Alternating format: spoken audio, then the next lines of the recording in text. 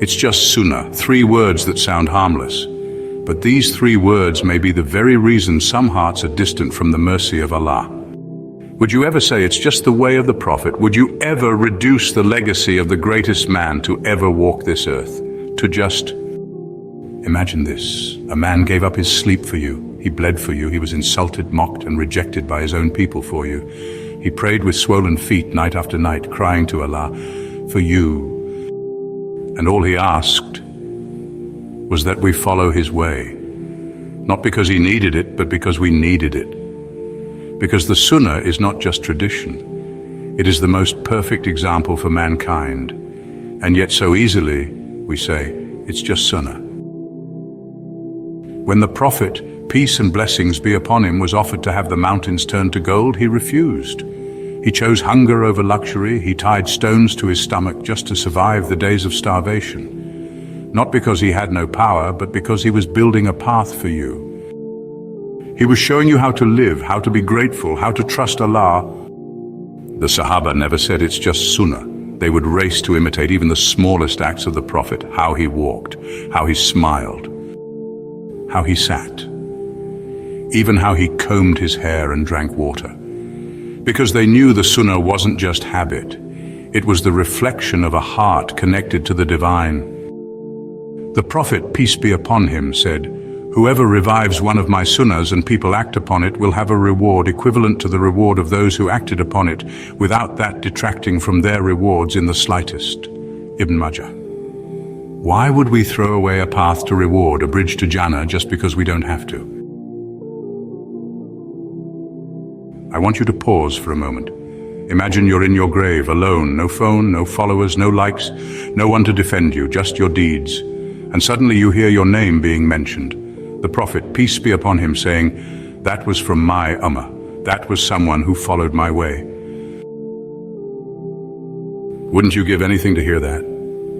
Wouldn't you give anything to be counted among those who lived his Sunnah?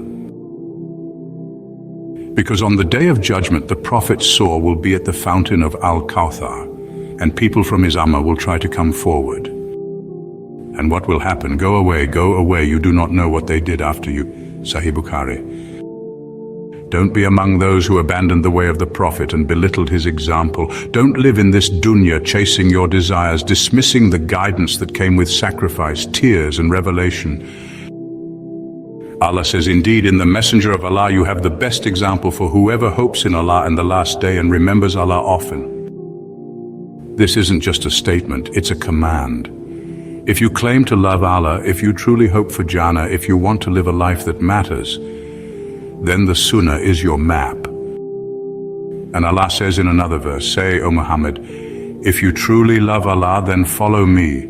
Allah will love you and forgive your sins." Surah Ali Imran 3:31. Loving Allah is not proven through talk, but through following His messenger. Today we follow celebrities, we copy influencers, we imitate athletes, we memorize their quotes, wear their styles, live by their advice. But when it comes to the man Allah sent for our salvation, the one whose footsteps lead to eternal peace, we say it's just Sunnah. What a tragedy. Every missed Sunnah is a missed opportunity to prove your love. When you sit down to eat with your right hand, it's not small. When you say Assalamu alaikum first, it's not insignificant. When you wake up and say the dua, when you pray your Sunnah raka'at, you are walking in the steps of the greatest human being. So today make a change, a sincere one.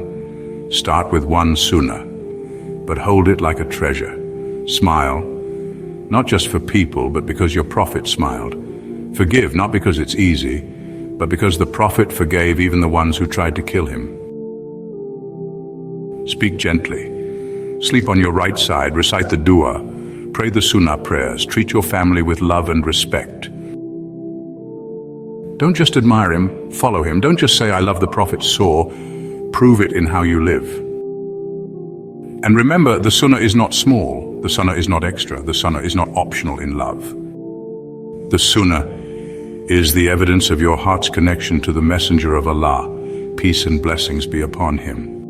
And one day, when the world fades away and you're standing before Allah, May your love for the Sunnah be the light that guides you to the shade of his throne. May it be the reason you're called forward to drink from the blessed hands of the Prophet.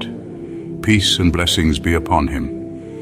And may it be the reason you are welcomed into Jannah, with the smile of your beloved Prophet waiting for you. Ameen, Ya Rab. Now share this message. Let the Ummah remember. It's not just Sunnah, it's the Sunnah of Muhammad. Peace and blessings be upon him. And that is everything.